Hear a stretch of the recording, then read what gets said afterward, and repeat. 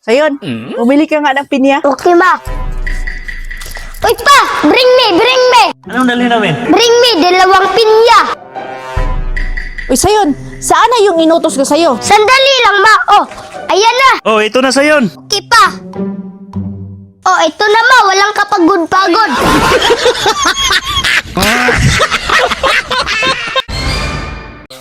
Naniniwala ba kayo sa kasabihan na sa bawat tagumpay may naiinggit na chismusang kapitbahay? Sweet Miming!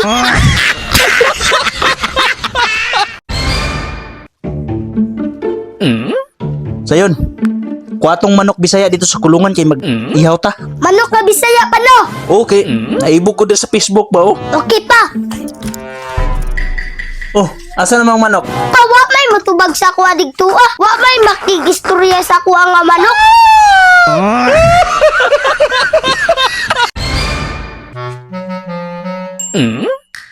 Sayon, anong gamit ng papa mo sa kaniyang muka? Iwan ko, tanungin ko na lang.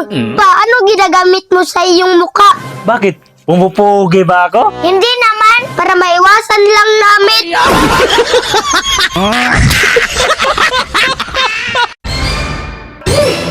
Ikaw Sayon, puro ka na lang mali.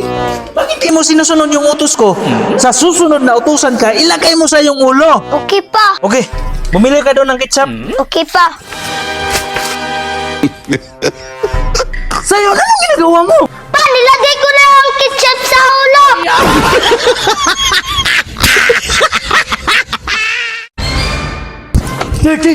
Yung kapitbahay natin, nasagasaan ng motor. Pa, huwag kang magbatalo.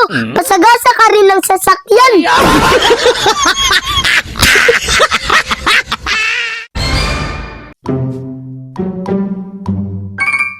Wow, cool! Bumabata ka! Ah, grabe ka pa! Sinabihan ka lang ng bumata! Kumain ka na ng sirila!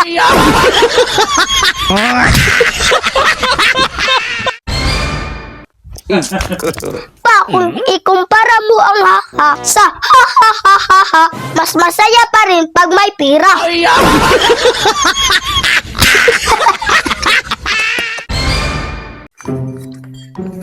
Oy, magbabayad na siya ng utang. Pero ang pangbayad, inutang din. Shit, meme.